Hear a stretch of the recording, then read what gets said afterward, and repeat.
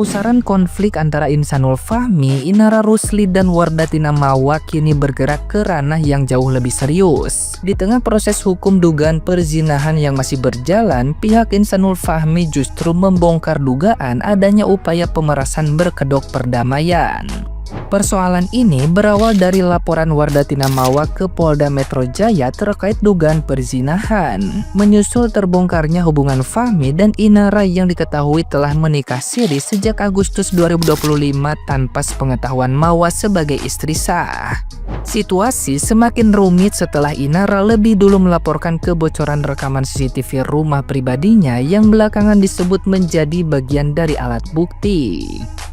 Kuasa hukum Deddy DJ kemudian mencurigai adanya pihak tertentu yang menunggangi laporan Mawa dengan motif di luar pencarian keadilan. Ia menyebut dugaan keterlibatan oknum polisi yang disebut berupaya menekan Fahmi dengan skenario penetapan tersangka demi membuka jalan damai berbayar. Deddy mengklaim telah mengantongi bukti berupa rekaman dan skema yang dirancang rapi oleh dua oknum berinisial. Sementara itu, laporan Mawa tetap berlanjut dengan polisi telah melayangkan panggilan klarifikasi kepada Fahmi dan Inara yang hingga kini masih meminta penjadwalan ulang pemeriksaan. Nah, gimana nih menurut netizen yang terhormat? Silahkan berkomentar ya.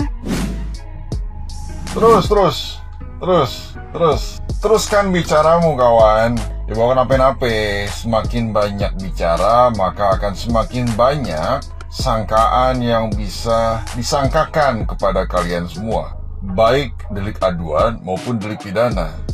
Ya, semakin banyak bicara, semakin banyak statement yang disampaikan dan hal tersebut dilakukan cukup tendensius, maka akan ada dampak hukum dan konsekuensi hukum. Ya, dengan begitu banyaknya statement tendensius yang disampaikan, maka pada dasarnya yang bisa dijerat dengan sangkaan delik aduan maupun delik pidana tidak hanya klien Anda.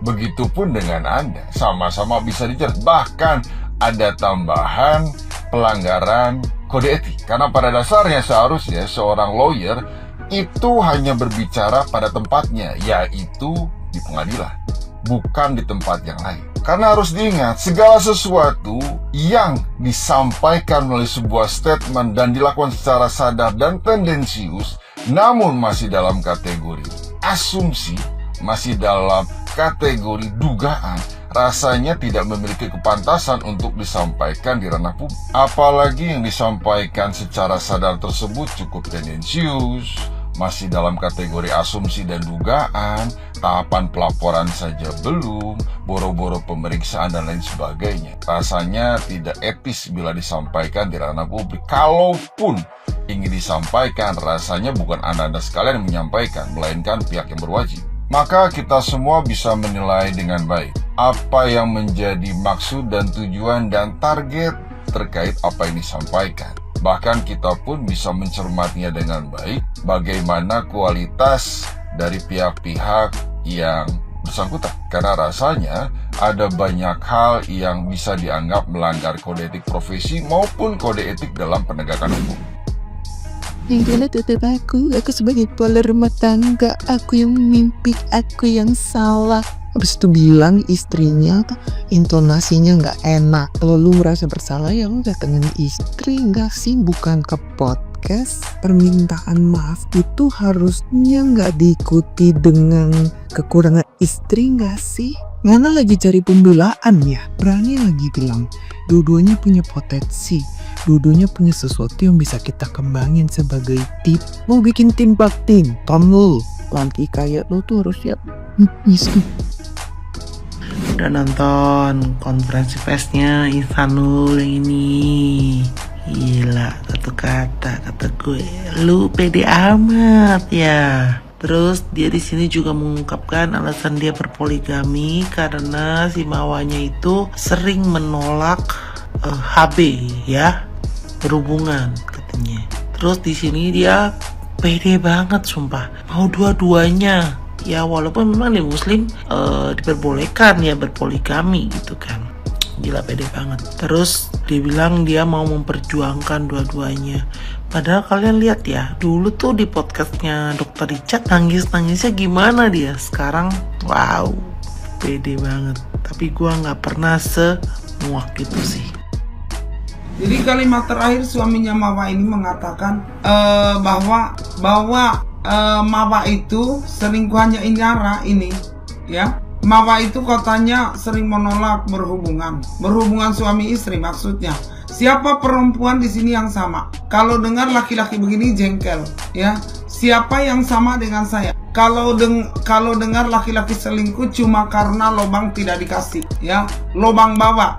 Aduh Pak, belajarlah tentang mencintai yang sebenarnya. Mencintai yang sebenarnya bukan diranjang, Pak. Bukan pada saat kamu dikasih ranjang, Pak. Bahkan istrimu ketika tidak bisa memberikan kau lobang, harus tetap kau cinta, ya. Nggak ada, ya. Memangnya di buku pernikahan ada penjelasannya. Waktu kau menikah lah, ada perjanjiannya, tanda tangannya, hukumnya ada. Waktu kau menikah ditanya dulu nggak? Bagaimana nanti kalau kau tidak bisa kasih saya lobang, saya selingkuh? Nah, nggak ada. Lucu-lucu ya. Berarti kau kawin cuma cari lobang rupanya. Ketahuan sudah ya. Berarti dari muda, dari sebelum kau kawin bayanganmu cuma lobang perempuan. Begitu.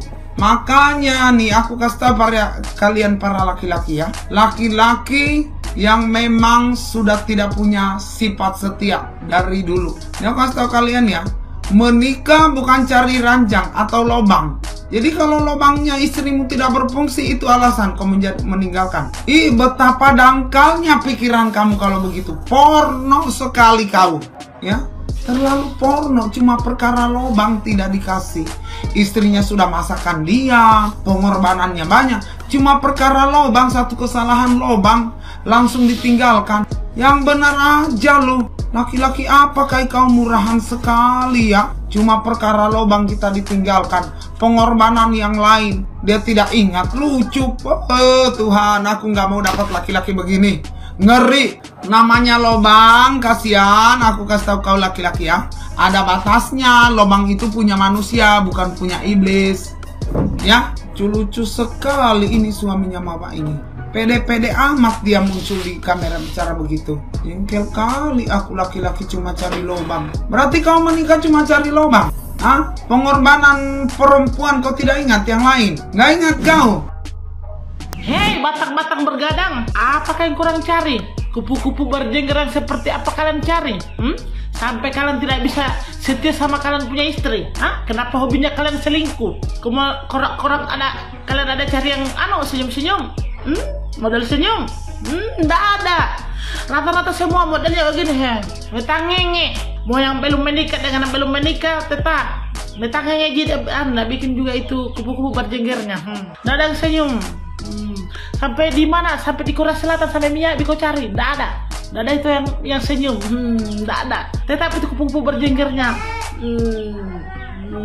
Coba-coba itu kasihan kurang setia. Jangan bikin orang mate apu kayak suwangi, kayak orang kehausan begitu Kenapa kak? Yang di rumah saja belum tentu ku sanggupi, apalagi ku lagi cari yang di luar, yang akhirnya kau sakiti dua-duanya. Kau sakiti perempuanmu di rumah, pas ketahuan lagi ini selingkuhanmu lagi yang disakiti sama istrimu, dipukul, dikasih malu. Banyak yang kita lihat. Padahal gara-garanya Komorang itu batangan bebobinya Komorang tidak bisa puas. Kenapa kah? Apa korang cari kasihan? Nanti korang masih begadang cari bangsa sana sini. Bernana korang tinggal di rumah, minta dirawat sama korang punya istri. Ujung-ujungnya lagi kebal sama kalian punya istri. Ngapain begitu? Kau sudah sakit baru kau tenang-tenang, baru kau setia. Kirain aku pupului kau itu batanganmu, kau pupului aku kau bakso kak dobo iona. Kirain aku mau urus itu no. Setia kan urus saya orang sakit karena gara-gara begitu. Setia kan urus saya amin. Paling yang saksi dudukan air panas baru saya siramkan. Ada bingguru. No suruh supaya bobi ketemu mau siapa? Jadi stop. Orang kurang sadar-sadar mi kasihan. Ndak lama kurang dikutuk jadi tai. Kutuk jadi tai.